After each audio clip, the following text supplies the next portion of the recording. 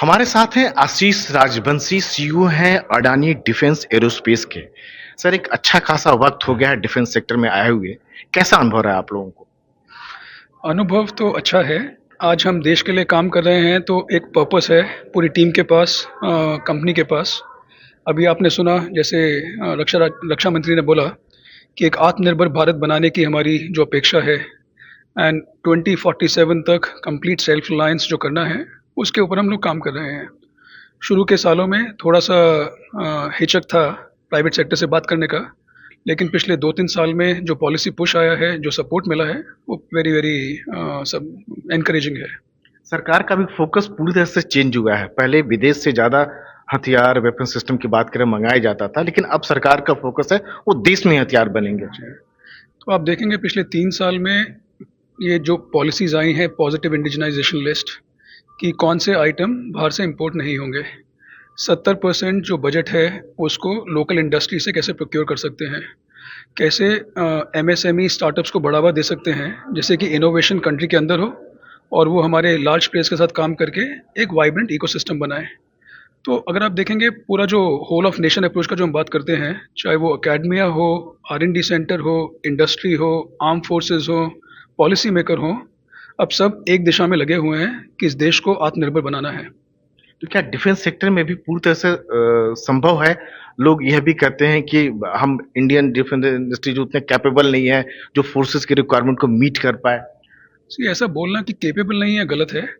हर काम करने के लिए एक रोड मैप बनाना पड़ता है। अगर आप अगले 20 साल का रोड मैप देखेंगे तो बहुत क्लियर है कि जो इंडिया में टैलेंट है, जो पैशन है, उसके बाद जो सपोर्ट मिल रहा है सरकार से और जो प्राइवेट सेक्टर अपना इन्वेस्टमेंट लेके आ रहा है, इन सबको कंबाइन करेंगे तो कुछ भी हो सकता है। अगले 10-12 साल में हमें देखना है कि फंडामेंटल इंडस्ट्री जो है, चाहे वो मैकेनिकल में हो, इलेक्ट्रॉनिक्स में हो, इलेक्ट्रिकल में हो, डेटा एनालिटिक्स में हो, वो फाउंडेशन कैसे क्रिएट करें। ये फाउंडेशन आपकी खाली डिफेंस को सपोर्ट नहीं करेगी, या आपके ऑटोमोटिव को सपोर्ट करेगी, अपना सिविल एयरक्राफ्ट को सपोर्ट करेगी, बाकी सब मैन्युफैक्चरिंग को भी सपोर्ट करेगी। तो इंडिया को अब पूरा मैन्युफैक्चरिंग को कंबाइंड सेक्टर्स, कोर सेक्टर्स को देख के इसको बड़ा बनाना है, वो हो जाएगा। सर, इससे प्राइवेट प्लेयर के आने से इन्वेस्टमेंट भी अब ज़्यादा होगा। डिफेंस इंडस्ट्री की बात करें तो गवर्नमेंट का उतना इन्वेस्टमेंट नहीं था, और जो कहा जाता था कि बहुत कॉस्टली होता है, बहुत डिले होता है, कम से कम वो नहीं होगा। सेना को एक अच्छे जो है उपकरण, हथियार जो है वक्त पर मिल पाएंगे, टाइम मिल पाएंगे। गवर्नमेंट का इन्वेस्टमेंट था एंड गवर्नमेंट ने बहुत अच्छा इन्वेस्टमेंट किया पिछले 75 साल में। तो आज जितना भी अच्छा काम HAL, BDL, BEL कर रहे हैं, आई थिंक हम सबको उससे सीखना पड़ेगा। हम उनको कॉम्प्लीमेंट करना चाहते हैं कि आज उनको कैसे सपोर्ट करें कैपेसिटी इंप्रूव करने में, कैपेबिलिटी इंप्रूव करने में, क्योंकि कुछ स्ट्रेंथ्स आती हैं पब्लिक सेक्टर से और कुछ एजिलिटी की स्ट्रेंथ हुई या निम्बलनेस है, कोई नई टेक्नोलॉजी लानी है, वो स्ट्रेंथ आती है प्राइवेट सेक्टर से। तो अब ये पब्लिक और प्राइवेट सेक्टर को साथ में मिलके देश को आगे बढ़ाना है। आप लोगों ने सर जो अडानी डिफेंस की बात करें, ड्रोन जो है यूवी जो है नेवी को दिया सर, उसकी खूबियों के बारे में बताएं, कैसा रहा? ये प्रोग्राम हमने 5 साल पहले शुरू किया था। हम लोग पायनियर्स थे ड्रोन सेक्टर में। और जो ड्रोन की हम बात कर रहे हैं, डिस्टी 10 की, ये एक medium altitude long endurance drone है जो 30,000 फीट से ऊपर की हाइट पे उड़ सकता है, 36 घंटे तक अपना हवा में रह के इंटेलिजेंस, सर्विलेंस और रिकॉनिसेंस कर सकता है।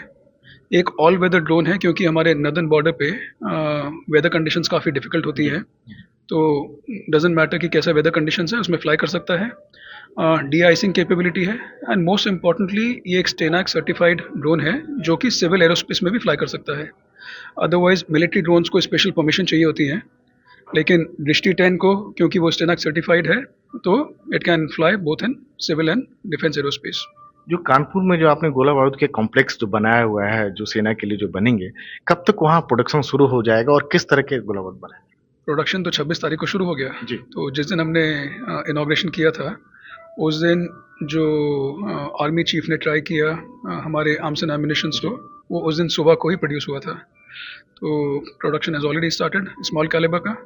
लार्ज कैलिबर 155 अगले साल शुरू हो जाएगा और मीडियम कैलिबर 2026 तक शुरू हो जाएगा। तो अब मतलब इन सब चीज़ों के लिए जो विदेश में निर्भरता होती है तो उसकी कोई ज़रूरत नहीं? कोई ज़रूरत नहीं पड़ेगी, और खाली ज़रूरत नहीं पड़ेगी, हम लोग एक्सपोर्ट भी कर पाएंगे। तो जो सपना है आज जो रक्षा मंत्री ने बोला कि हमें 50,000 करोड़ तक का एक्सपोर्ट 2028-29 तक करना है, उसमें ammunition will play a very important role. और जो फोकस जो है अडानी डिफेंस की बात करें, जैसे यूएवी है, स्मॉल आर्म्स जो है, एरोस्पेस है, तो इसके बारे में कुछ बताएं सर। देखिए, आज जो अपना बात हो रहा था कि 20 साल पहले का कॉन्फ्लिक्ट और आज से आने के बाद वाला कॉन्फ्लिक्ट बहुत डिफरेंट होगा।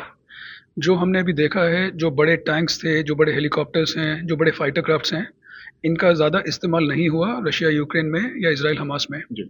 जो इस्तेमाल हुआ वो छोटे ड्रोन्स का, कामिकाज़े लॉइटरिंग का, एम्यूनेशंस का, आर्टिलरी का, तो और दूसरा इंफॉर्मेशन वॉरफेयर का। तो इन एरियाज़ को थोड़ा हमें बढ़ावा देना होगा कंट्री में, और ये कोइंसिडेंटली हमारे फोकस एरिया हैं पिछले 5-6 साल से, कि कैसे हम ड्रोन को, एम्यूनेशन को, काउंटर ड्रोन्स को, लॉइटरिंग को, आर्म्स एंड आर्टिलरी को आगे बढ़ा सकें। तो हम सोचते हैं कि जो हमने दिशा ली है वो अलाइंड है फ्यूचर ऑफ वॉरफेयर की तरफ। एक अंतिम सवाल कि जो सेना की जो ज़रूरतें हैं, खासतौर तो मौजूदा ज़रूरतें जो हैं, टू फ्रंट वार की बात होती है। कई बार पहले कहा जाता है कि हथियार नहीं है, गोला बारूद नहीं है, कई बार सीएजी रिपोर्ट में। तो उन सेना की ज़रूरतों को अडानी डिफेंस एरोस्पेस जो है, कितना हद तक मीट कर पाया? क्या क्या कहेंगे आप? देखिए, डिमांड सप्लाई का गेम है। जैसे जैसे डिमांड चेंज होती रहेगी हम लोग स्केल अप कर सकते हैं। जो स्टार्टिंग पॉइंट होता है शुरू के 2-3 साल, वो सबसे डिफिकल्ट होते हैं किसी भी इंडस्ट्री के लिए। लेकिन आज वो कैपेबिलिटी कंट्री में आ गई है। अब आप मेरे स्मॉल आर्म फैक्ट्री से 40 की जगह 80,000 मांगेंगे, मैं उसको स्केल अप कर सकता हूँ। आप मेरी एमिनेशन फैक्ट्री से 150 मिलियन की जगह 300 मिलियन स्मॉल कैलिबर मांगेंगे, मैं स्केल अप कर सकता हूँ। तो अब वो हमें थोड़ा मिलके साथ में काम करना पड़ेगा, एंड जो भी नीड्स होंगी अकॉर्डिंगली हम फुलफिल करेंगे। और सब कुछ आला दर्जे का होगा। आला दर्जा, बेस्ट मतलब। एब्सोल्युटली। देखिए, क्वालिटी डिफेंस में आप कभी कॉम्प्रोमाइज़ नहीं कर सकते। चाहे वो क्वालिटी मैनेजमेंट सिस्टम हो, चाहे डिजिटल ऑटोमेशन हो, वो फोकस हमारे ग्रुप का हमेशा ऑपरेशनल एक्सीलेंस पे रहा है कि क्वालिटी, रिलायबिलिटी और cost has to be the best मेरे कस्टमर के लिए। तो वो आप बेफिक्र रहिए, वो बिल्कुल टॉप नॉच रहेगा। तो ज़ाहिर-सी बात है कि जैसे अडानी डिफेंस एरोस्पेस का कहना है कि जो सेना की जो ज़रूरतें होंगी, वो आला दर्जे लेवल पर और समय पर पूरी की जाएगी। नई दिल्ली में कैमरामैन पवन कुमार के साथ राजीव रंजन, एनडीटीवी इंडिया।